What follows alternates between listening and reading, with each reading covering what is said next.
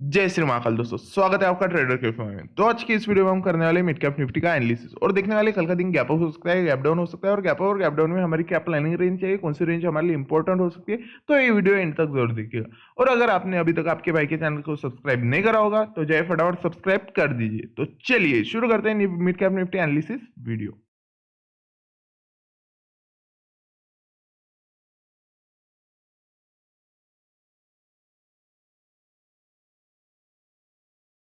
तो mid cap में आज का दिन अगर आप देखोगे तो जैसे कि मैंने प्रीवियस डे आपको क्या बताया था, मार्केट क्या हो सकता है, गैप अप हो सकता है। मार्केट क्या हुआ, गैप अप हुआ। गैप अप होने के बाद मैंने आपको रेंज दिया था 10,890। ये रेंज किसी के पास में भी नहीं था, ये आपके भाई ने आपको दिया था, आपके भाई के अपने चैनल पे ट्रेडर KP5 पे, ठीक है। 10,890 ये रेंज आपको दिया था। इसके बाद आपको एक्सप्लेन किया था मार्केट अगर गैप अप हो रहा है इस रेंज के ऊपर तो आपको वेट क्या करना है, इस रेंज पे फर्स्ट कैंडल क्या कर रहा है। उसके बाद आपने अगर नोटिस करा होगा तो 15 मिनट के फर्स्ट कैंडल ने क्या किया, 10,890 से रिजेक्शन लिया। रिजेक्शन लेने के बाद मैंने आपको बताया था यहाँ से आप कॉल साइड में जा सकते हो। आपका फर्स्ट टारगेट क्या रहना चाहिए, तो फर्स्ट टारगेट कहीं ना कहीं आपका बन सकता था जहां से डे ओपन हुआ 10,940। अगर 10,940 मार्केट ब्रेक करता तो सेकंड टारगेट आपका बन सकता था 10,980। मतलब यहाँ से जिन लोगों ने मेरा प्रिडिक्शन देख के कॉल साइड में गए होंगे मार्केट, उनको क्या करता हुआ नजर आया, 1:2 का टारगेट इजीली देता हुआ नजर आया। 1:2 का टारगेट देने के बाद मार्केट क्या हुआ, रिवर्स हुआ। कहां से रिवर्स हुआ, ओपन से। मतलब जहां पे मार्केट ओपन हुआ था 10,940 वहीं से क्या हुआ, रिवर्स हुआ। रिवर्स होने के बाद आप देखोगे, फिर से मैंने आपको एक्सप्लेन किया था अगर मार्केट गैप अप के बाद फिर से 10,890 पे एंटर हो रहा है तो उसके बाद में आपको सोचना नहीं, सीधा सीधा सेलिंग साइड में जाना है। आपका फर्स्ट टारगेट क्या बन सकता है, तो फर्स्ट टारगेट आपका रहना चाहिए 10,880 और सेकंड टारगेट आपका क्या बन सकता है, तो सेकंड टारगेट मैंने बताया था 10,840। आप लगे तो मेरे प्रीवियस वीडियो में जाकर चेक कर सकते हो, यही टारगेट मैंने प्रीवियस वीडियो में आपको एक्सप्लेन कर दिए थे।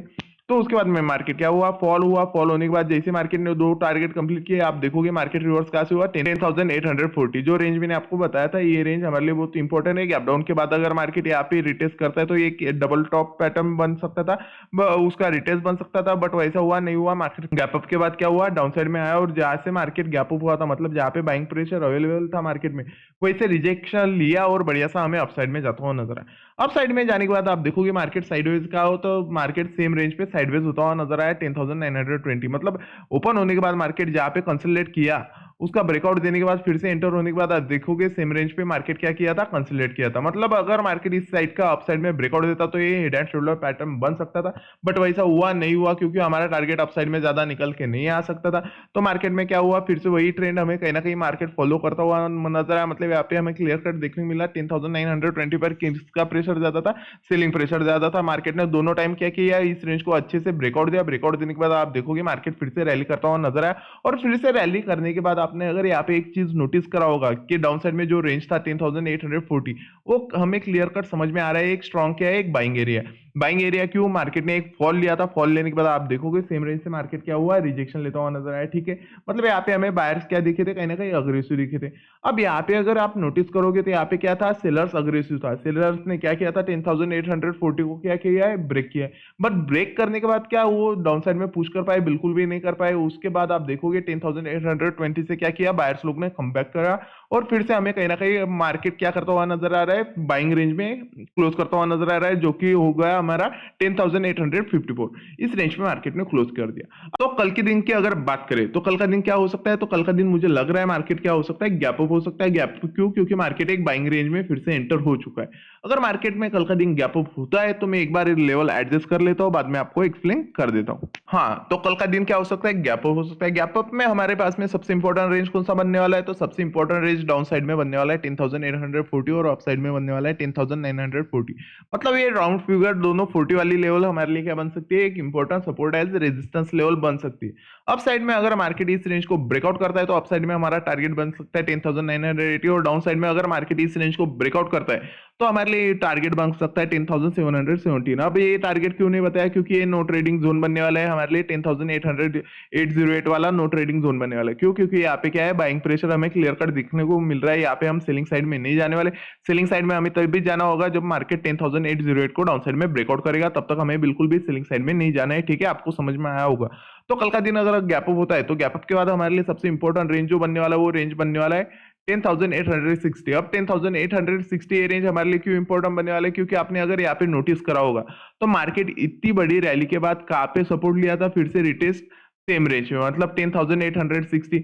अप साइड में फिर से कंसोलिडेट करने के बाद मार्केट क्या हुआ, डाउन साइड में ब्रेकआउट दिया। ब्रेकआउट के बाद आप देखोगे रेजिस्टेंस कहाँ पे लिया, तो रेजिस्टेंस कहाँ पे लेता हुआ नजर आया हमें, कहीं ना कहीं 10,870 पे रेजिस्टेंस करता हुआ नजर आया, और उसके बाद में ही मार्केट में एक बिग बार डाउन साइड में जाता हुआ नजर आया। मतलब कहीं ना कहीं हमारे लिए ये रेंज बहुत इंपॉर्टेंट बन चुका है। अगर कल का दिन गैप अप होता है और मार्केट इस रेंज के ऊपर सस्टेन कर देता है, जो कि रहेगा हमारे पास में 10,870, इस रेंज के ऊपर अगर मार्केट सस्टेन कर देता है और हमें कहीं ना कहीं डाउन साइड से रिजेक्शन लेता हुआ मार्केट नजर आता है और आपका सेटअप यहाँ पे अपसाइड का बनता है, तो यहाँ पे आपको बिल्कुल भी सोचना नहीं है, सीधा सीधा अपसाइड में प्लानिंग करना है। आपका फर्स्ट टारगेट क्या होना चाहिए, तो मेरे हिसाब से आपका फर्स्ट टारगेट होना चाहिए 10,920। उसके बाद में आपको ट्रेड एग्जिट कर देनी है। अगर यहाँ पे मार्केट एक अच्छा खासा ब्रेकआउट करता है पावर पावर वाला, तो उसके बाद आप ट्रेल कर सकते हो। बट अगर यहाँ पे आपको छोटू सा भी रिजेक्शन लेता हुआ मार्केट नजर आता है, तो आपको सीधा सीधा एग्जिट हो जाना है, क्योंकि हमें यहाँ पे क्या देखने मिला, आज मार्केट इस रेंज पे जाने के बाद क्या करता है, कंसोलिडेट करता है, और उसका मैक्सिमम टाइम क्या करता है, यहाँ पे सेलर्स अग्रेसिव हो जाता है और उसका एक अच्छा खासा ब्रेकआउट हमें डाउन साइड की ओर देखने को मिलता है।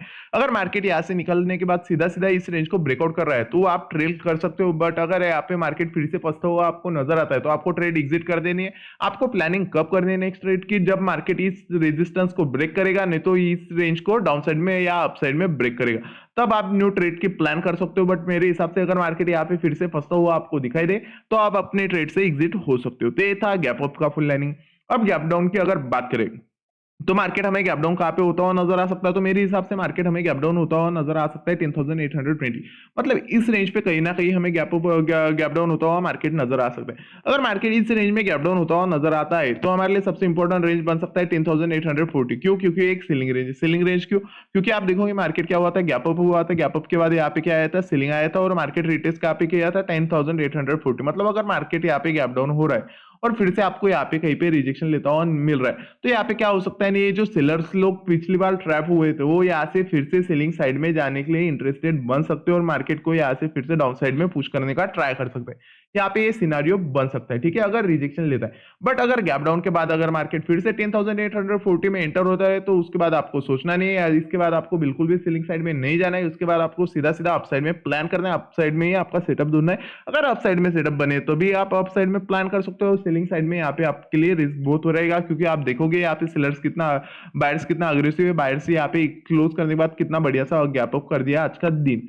तो ये रेंज बन चुका है बाइंग रेंज, जो कि है 10,840। अगर मार्केट इसके ऊपर है, तो आपको बिल्कुल भी सेलिंग साइड में नहीं जाना है। आपको सेलिंग साइड में तभी जाना है जब मार्केट डाउन साइड में यहाँ पे ओपन होने के बाद यहाँ पे रिजेक्शन लेता हुआ नजर आता है, नहीं तो अगर यहाँ पे ओपन होने के बाद डाउन साइड में 10,808 को ब्रेकआउट करता हुआ नजर आता है। मतलब सेलिंग आपके लिए सबसे बेटर हो सकती है 10,808 को ब्रेकआउट मिलने के बाद। इसके बाद आप अच्छा खासा सेलिंग साइड में टारगेट बना सकते हो। आपके फर्स्ट टारगेट कहीं ना कहीं निकल के आ सकते हैं मार्केट में 10,760, और सेकंड बन सकता है 10,717। ये आपके दो तीन टारगेट डाउन साइड में बन सकते हैं। तो कल के दिन के लिए आपके लिए सबसे इंपॉर्टेंट रेंज जो बन सकते हैं मार्केट में, वो कहीं ना कहीं ये बन सकते हैं 10,940। सेकंड रेंज आपका मार्केट में इंपॉर्टेंट बन सकता है, जो कि होने वाला है 10,873। उसके बाद में 10,834, उसके बाद में 10,808, और लास्ट लेवल बनने वाला है 10,717। यही रेंज पे आपको मार्केट क्या करता हुआ नजर आएगा, खेलते हुए आपको नजर आएगा। तो अगर आपको आपके भाई की वीडियोस एनालिसिस पसंद आ रही होगी, तो लाइक करिए, शेयर करिए, सब्सक्राइब करिए। जय श्री महाकाल।